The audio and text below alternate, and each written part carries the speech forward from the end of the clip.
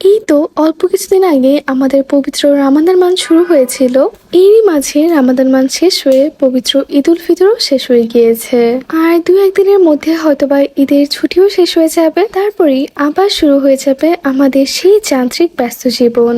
যদিও এই ব্লগটা অল্প কিছুদিন আগে করা হয়েছিল, তবে পড়াশোনা সহ বিভিন্ন রকমের কাজের ব্যস্ততা থাকার কারণে এতদিন অবধি ব্লগটা এডিট করা হয়নি। যাই হোক, আজকে হচ্ছে সকালবেলা আমি আর মামুনি বের হয়েছিলাম আমাদের কিছু পার্সোনাল কাজ ছিল সেগুলো কমপ্লিট করার জন্য।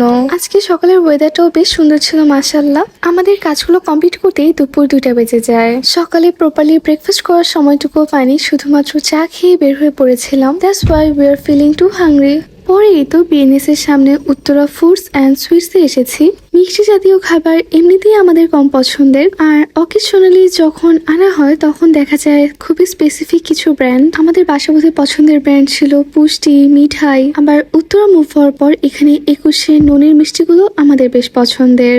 এই জন্য দেখা যায় অন্য কোনো শপ থেকে আমাদের কখনো মিষ্টি আইটেম ট্রাইও করা হয় না। আজকে উত্তরা ফুড অ্যান্ড সুইটসে এসে দেখলাম এখানে মিষ্টির বেশ ভালো কালেকশন আছে। যদিও আজকে আমাদের মিষ্টি কেনার কোনো প্ল্যান ছিল না, তবে মামুনি কিছু সন্দেশ কিনেছে আর আমি একটা স্যান্ডউইচ নিয়েছিলাম। তারপরে আরো মামুনি বিভিন্ন রকমের বাটার বন নিয়েছে। এন্ড এখানকার প্রত্যেকটা আইটেমের প্রাইস কিন্তু অনেক রিজনেবল ছিল। এই জন্যই ভাবলাম তোমাদের সঙ্গে শেয়ার করি। এর অপোজিটে ছিল বিডিআর বাজার। এখন আমরা বাজারে চলে এসেছি। প্রথমেই মামুনি কিছু ফল ফলাদি কিনে নিচ্ছিল। ফ্রুট শপিং এর ক্ষেত্রে আমি কোনো কিছুই বুঝি না কোনটা ভালো হবে কোনটা কেমন হবে, তো এই ব্যাপারটা সম্পূর্ণ মামুনি হ্যান্ডেল করেছে। সত্যি বলতে আমি যখনই মামুনির সঙ্গে বাজারে আসি না কেন সবকিছু কিন্তু মামুনি হ্যান্ডেল করে, কারণ আমি অ্যাকচুয়ালি এই শপিং গুলোর ব্যাপারে খুব বেশি একটা বুঝি না। তবুই যে মামুনির সঙ্গে বাজারে আসছি, কিভাবে কি শপিং করতে হয়, কিভাবে ভালো মন্দ বুঝতে হয়, এটা একটা আমার আইডিয়া হয়ে যাচ্ছে। আর সবচেয়ে ভালো স্কিল হচ্ছে কোনটা জানো? এই যে বাজারে এসে বার্গেনিং করার ব্যাপারটা, এটা কিন্তু আসলে একটা life skill. At least as a Bangladesh resident এটা আমাদের সবারই জানা প্রয়োজন। এই তো মাত্র 3-4 দিন আগে পহেলা বৈশাখের দিনও মামুনি এতগুলো বাজার করে নিয়ে গিয়েছিল। আজকে এত অল্প দিনের ব্যবধানে আবার এত কিছু বাজার করতে হচ্ছে।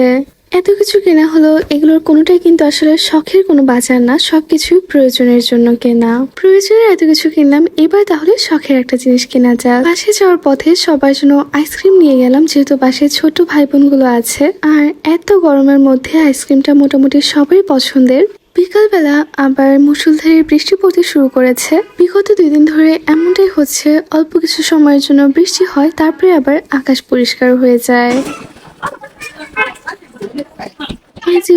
আমি আজকেও সন্ধ্যাবেলায় সবার জন্য চা বানিয়ে নিয়েছি। আজকে আবার সাইতুনরা বাসায় চলে যাচ্ছে। মামা যেহেতু চলে যাচ্ছে এটা দেখে ছোট্ট মাহাদি দৌড়ে মামার কোলে চলে গিয়েছে। মাহাদির খুবই পছন্দের একজন মানুষ মামা, অ্যান্ড মামার সঙ্গে বাইরে যেতে মাহাদি খুবই পছন্দ করছে এখন। এই জন্য যখন দেখলো আজকেও মামা রেডি হয়ে বের হয়েছে, মাহাদি ভাবছিল হয়তোবা আজকেও ওকে বেড়াতে নিয়ে যাওয়ার জন্য রেডি হয়েছে। মামার কোল থেকে তো আসতেই চাচ্ছিল না, এই যে বারবার মুখ ফিরিয়ে নিচ্ছিল।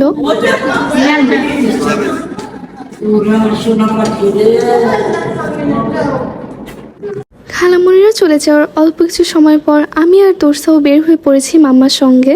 অ্যান্ড রাজলক্ষ্মীতে পৌঁছানোর পর আমার মনে পড়েছে আজকে তো বুধবারে আমাদের উত্তরার যত শপিং মল আছে সব শপিং মল অফ থাকে। আমার ঈদের মেন ড্রেসের সঙ্গে ম্যাচ করে একটা হিজাব কেনার দরকার ছিল, সেজন্যই আজকে আমরা রাজলক্ষ্মীতে এসেছিলাম। শুধু রাজলক্ষ্মী না, আশেপাশে বড় বড় শোরুম গুলো অফ ছিল আজকে। এইদিকে আগামীকালকে আমার ফ্রেন্ডসদের সাথে বের হওয়ার প্ল্যানিং আছে, বাট ড্রেসের সঙ্গে ম্যাচ করে হিজাব কিনতে পারলাম না। কি যে একটা ঝামেলা হয়ে গেল। আমার ঈদের ড্রেসটা যেহেতু মেরুন কালার, সেই জন্য আমরা চাচ্ছিলাম গোল্ডেন কালারের মধ্যে একটা সুন্দর পার্টি হিজাব কেনার জন্য। তবে আজকে আমরা কোনো শপে ওপেন পাইনি, অ্যান্ড হিজাবটাও কেনা হয়নি। পরবর্তীতে আমরা রাজলক্ষ্মীর সামনে থেকে ভেলপুরি কিনেছি। আমরা 3 জন ভেলপুরি খেলাম, তারপরে চলে এসেছি সাবওয়ে জোনে আয়ান আর তৌহিদার জন্য বার্গার অ্যান্ড উইংস কেনার জন্য। এই ছিল আমার আজকের ভ্লগ। আমার আজকের ভ্লগটা তোমাদের কাছে কেমন লেগেছে সেটা আমাকে কমেন্ট করে জানিও। অ্যান্ড ইনশাল্লাহ ভেরি সুন তোমাদের সঙ্গে দেখা হবে নতুন কোনো ভ্লগে। তোমরা সবাই ভালো থেকো, সুস্থ থেকো। আল্লাহ হাফেজ।